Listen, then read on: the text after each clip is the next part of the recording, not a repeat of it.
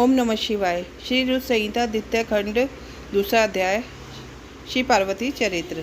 सूत जी बोले, हे ऋषियों, ब्रह्मा जी के ये वचन सुनकर नारद जी पूर्ण पूछने लगे, हे ब्रह्मा जी, मैं सती और शंकर जी के परम पवित्र व दिव्य चरित्र को पूर्ण सुनना चाहता हूँ कि सती की उत्पत्ति कैसे हुई, महादेव जी का मन विवाह करने के लिए कैसे तैयार हुआ, दक्ष से नाराज होकर देवी सती ने अपने देह को कैसे त्यागा और फिर कैसे हिमाचल की पुत्री पार्वती के रूप में जन्म लिया, उनके तप, विवाह, कामना, शादी की सभी कथाएं मुझे सविस्तार सुनाने की कृपा करें। ब्रह्मा जी बोले, हे नारद, पहले भगवान शिव निर्गुण, निर्विकल्प, निर्विकारी और दिव्य थे, परंतु देवी उमा से विवाह करने के बाद वह सगुण और शक्तिमान हो गए। उनके बाएं अंग से ब्रह्मा जी उत्पन्न हुए, दाएं अंग से विष्णु उत्पन्न हुए।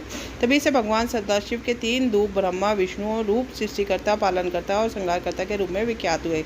उनकी आराधना करते हुए मैं सुरासुर सहित मनुष्य आदि जीवों की रचना करने लगा। मैंने सभी जातियों का निर्माण किया। मैंने ही मारीच, अत्रि, पुलह, पुलस्त्य, अंगिरा, क्रतु, वशिष्ठ, नारद, दक्ष और भृगु की उत्पत्ति की और यह मेरे मानस पुत्र कहलाए। तत्पश्चात मेरे मन में माया का मोह उत्पन्न होने लगा। तब मेरे हृदय में अत्यंत मनोहरी और सुंदर रूप वाली नारी प्रकट हुई। उसका नाम संध्या था। वह दिन में क्षीण होती, परंतु रात में उसका रूप सौंद और निखर जाता था। वह साय संध्या ही थी। संध्या निरंतर मंत्र का जाप करती थी। इसके सौंदर्य से ऋषि मुनियों का मन भी भ्रमित हो जाता था। इसी प्रकार मेरे मन में एक मनोहर रूप वाला पुरुष भी प्रकट हुआ।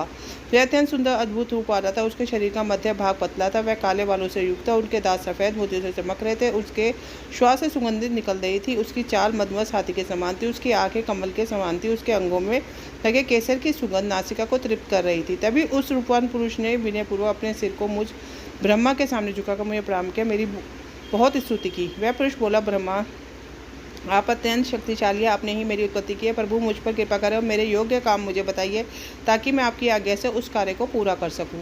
ब्रह्मा जी ने कहा, हे भरत पुरुष, तुम सनातनी सृष्टि उत्पन्न करो। तुम अपने इसी स्वरूप से फूल के 5 बाणों से स्त्रियों और पुरुषों को मोहित करो। इस चराचर जगत में कोई भी जीव तुम्हारा तिरस्कार नहीं कर पाएगा। तुम छिपकर प्राणियों के हृदय में प्रवेश करके सुख का हेतु बनकर सृष्टि का सनातन कार्य आगे बढ़ाओगे। तुम्हारे पुष्प में बाण समस्त प्राणियों को भेद कर उन्हें मदमस्त करेंगे। आज से तुम पुष्प बाण नाम से जाने जाओगे।